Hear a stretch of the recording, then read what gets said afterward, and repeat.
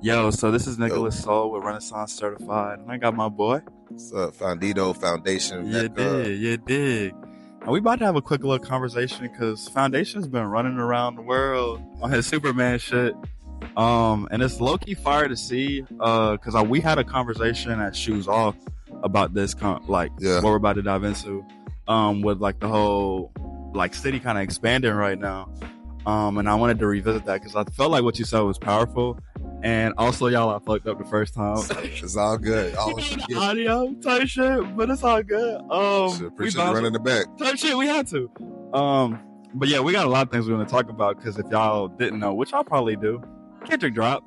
Yes, I. So yeah, man. About that. Last time we talked at Shoes Off and stuff, we were talking about how essentially you said. I remember you said, dang, I low-key prophesized it when we were talking about how all the publications that exist now in Nashville for hip-hop and R&B, we had a conversation at a certain point where that wasn't really like, as prominent. Yeah. So it's like, Facts. you spoke into it. So I wanna get your kind of mindset on how far we've come and kind of just like, what do you think about what's coming next type shit?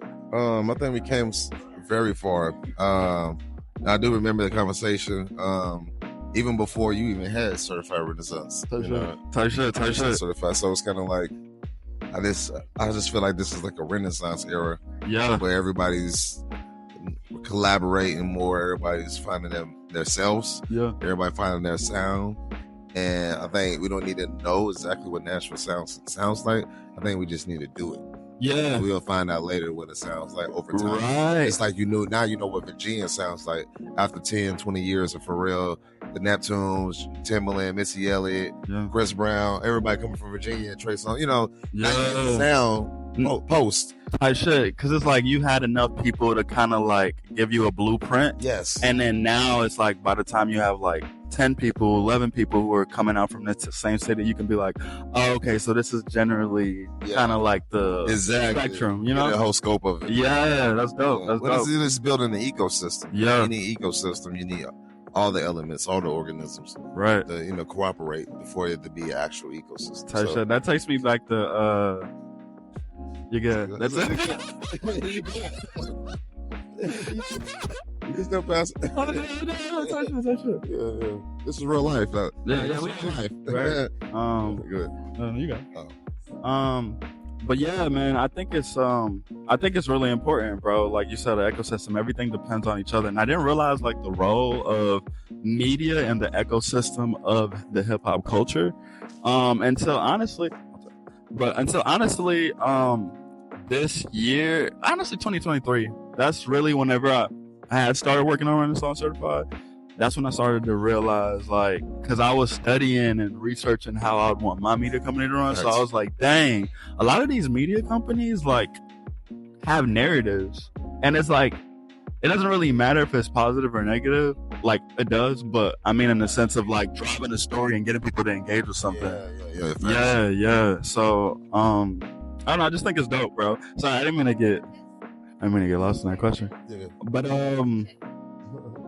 so I want to talk to you really about, first, do you want to dive into the Kendrick stuff or do you want to dive into talking about Heru, like the Heruglyphics project? I'm still processing the Kendrick stuff. For sure. To be honest, like, I still don't know what to make of it. Yeah. It takes me a while to, like, this is levels and it's more in depth than the regular album. Like this. Yeah. It's like, just like segue to the Heru shit. It's like, it's layers. Like, you have to listen to it multiple times to get all the double entendres, all the metaphors, but not even just that, just the concepts. Yeah. Like we had in our mind when we actually put together intentionally. What does hip hop is on the way mean to you? Like when y'all say that? Hip hop was on the way to us and to me personally. It means that whatever was lost is now found. It was like Nas said it was dead like 20 years ago. Yeah. And I think he was just saying that to provoke like people to get like inspired. Right. Like hip hop is all about elevation. I like how Control did. Yeah, it's mode. Yeah. You need something that's gonna like tweak, the system where like Kanye, he made like every album, but he's gonna push it to the next level. Yeah. Well, you can let you know what the boundaries are. Like, you can go past the boundaries you thought it was in the Matrix, but you can write your own code too, and you can write your own program. Oh shit! So that's what Kanye and Prince. It's like a defibrillator. Yeah, exactly. So like what Tyler's doing right now. Yeah, he's writing his own code, his own program. Yeah, I feel like Heru is rewriting our own program. The heel hop movement. And hip hop is on its way. It's like, we're revolutionizing and evolutionizing the meaning of hip hop, but keeping it still true to its roots and origins and what it originally was intended for. So how is the balance of like sticking to the roots and then pushing the boundaries? Like, how does that work with you as an artist, but then also as the project? I think it's relative, but I also think it's like being myself. And we are us being ourselves. Yeah. And that's going to make it evolve because it's like genuine. We're here right now in the present. Yeah. We're authentic with our music. We're authentic with our personalities. We're authentic with everything we do. So it's like, that's the evolution. It's like, we're bringing it back to being authentic. But that's the origins too at the same time. But being authentically now in the present and modern world, 2024 going to 2025. What does that mean? Yeah, exactly. What's our lenses on it? What's our perspective on what hip hop means to us? With evolution as still giving it respect and props. Facts. And keeping the tradition going. Facts.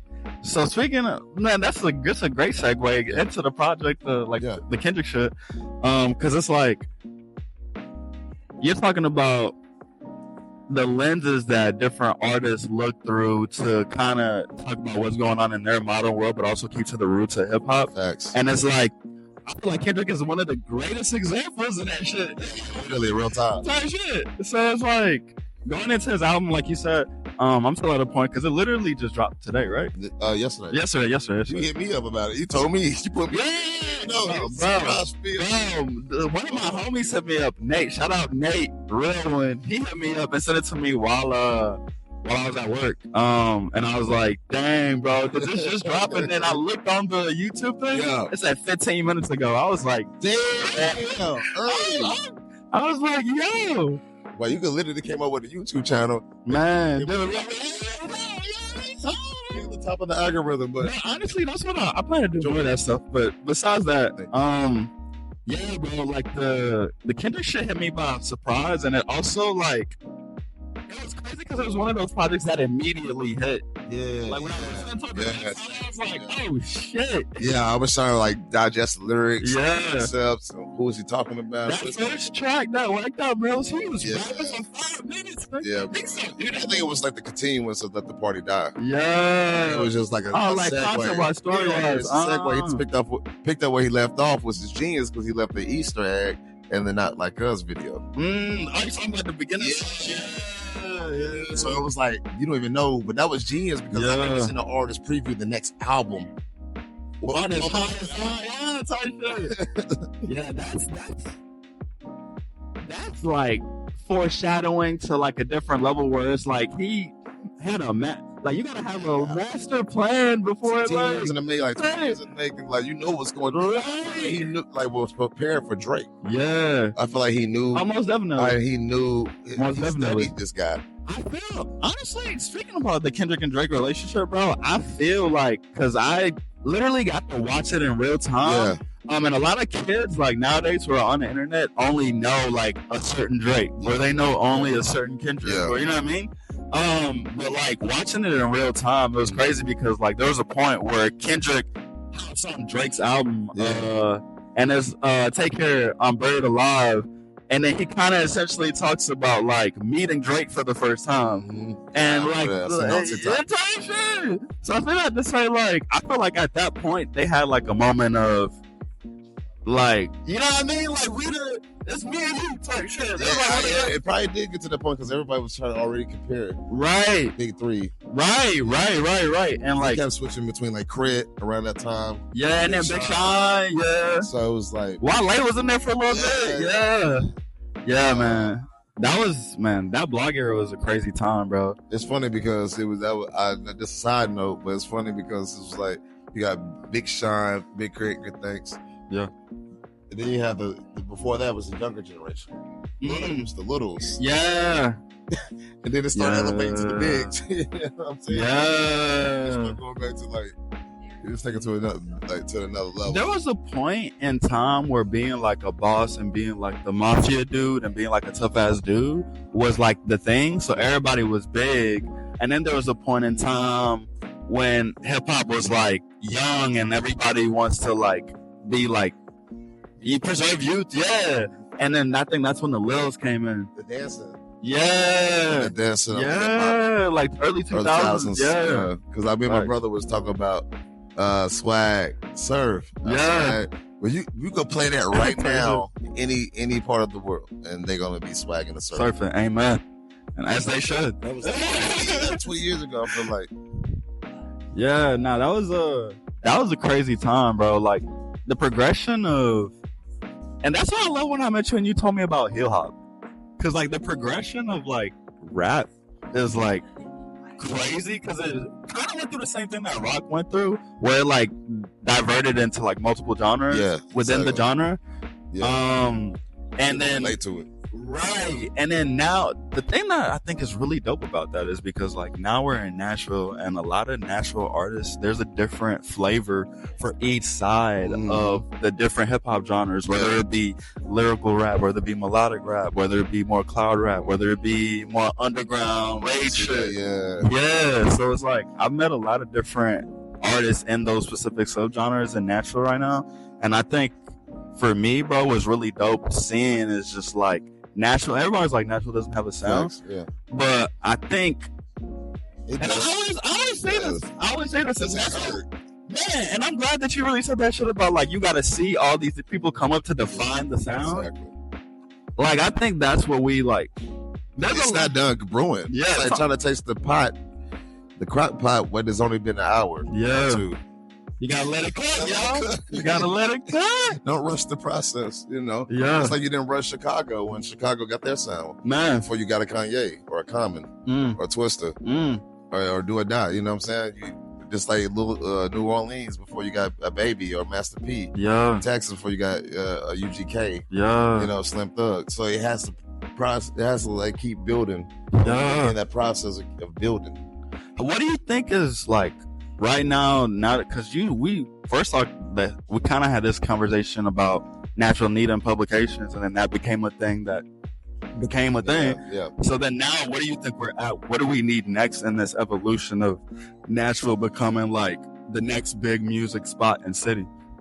I think we need, it's for hip hop. It's probably needed, but we need infrastructure. We need like a hip hop infrastructure, which is building, but it's lucid.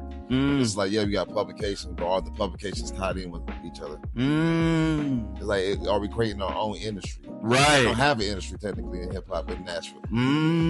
So we just have country industry. So in terms of the journey to creating an industry, okay, so let's lay the blueprint out. You say all the media publications that cover hip hop in Nashville, they come together. What's the next step? Well, you don't even have to have a super team and like that. They just have to be cohesive with each other. You know what I'm saying? Almost telling the story of Nashville. That way, it's like, of course, have your own perspectives, but at the same time, like make it coordinate. So you can basically have everybody. You know what I'm saying? Like if you don't have a hip hop venue, why we don't have a hip hop venue? That's part of the infrastructure, right? That's how you get your money, right? That's how you sell tickets for when shows. acts come in. How you have merch. That's what you're saying. You know what I'm saying? So it's no designated space for that activity to go down. So you're missing that piece of the of the link. Well, hopefully you work your magic and you speak it into existence, like you did the last song. Right. It's like I think it's important to like just the entire concept of manifestation, and like these are things that like I kind of feel like Nashville has like our eyes, people's eyes are on Nashville, and so it's like now that we have like this lens of like people looking to come to Nashville just to live in Nashville, that grows the population, that allows for more opportunities for what we are like asking for and manifesting to exist. Man. So no, go ahead. No, I was listening. I think, bro, I just think you speaking into it and being like, no, we need infrastructure, we need a venue, we need like that there's like, you know, there's like energy in that, and I want to. That's why we in. I want to put that into the world and be like, nah, this is the journey. Man, this is the journey. And yeah, you gotta just embrace it. Yeah, because I feel like we don't embrace it, we lose it. Amen. You know? So this is what Nashville is today. You know, I feel like it's always gonna be a Renaissance type of thing happening every so often, and I feel like we in the cusp of it. Yeah. You know, it hasn't necessarily like manifested itself fully, but it's like in that process. Yeah. So yeah, and we're in the beginning stages, baby. That's fire. Well, thank you so much, bro, for chopping it up. Anytime. Thank you for letting me make this type shit. Shout out Dito. What's drop up? your socials on. Socials, official Foundation Mecca. Yeah. Foundation Mecca on all platforms. Official Foundation Mecca on Instagram. Yeah. TikTok. Twitter. You got any Heru hip hop on Instagram. Heru Heru twice. Yeah. All streaming. It's gonna be all over the screen. All streaming platforms. The Healers coming out. DA apostrophe Healers with a Z. Drops 12/12 on my birthday. You excited? Yeah. Then the Heruglyphics album already drops. So go stream that. Go. You know, locate that and find that your nearest, closest. They let me be in that shit too. Shout out. Yeah, shout out to them. Too blessed to be stressed. You did. Healed it. Thank you. Appreciate you, bro. Blessing the track. I love like the energy that's within hip hop. So much good feedback, bro, right now. Bro. Amazing. But yeah, man. Thank you for sitting down with me, bro. And do you have any last drops before we? Yeah, the Healer 615 Instagram. And then the Fit Tape coming out, you know, around February. Yeah. Where you can work out, and, you know, we get a bunch of seat placements as well with it. So, yeah, Healer and Steam Music. Let's go. Yes, sir. And this has been Renaissance Certified. Thank y'all. Now we waving.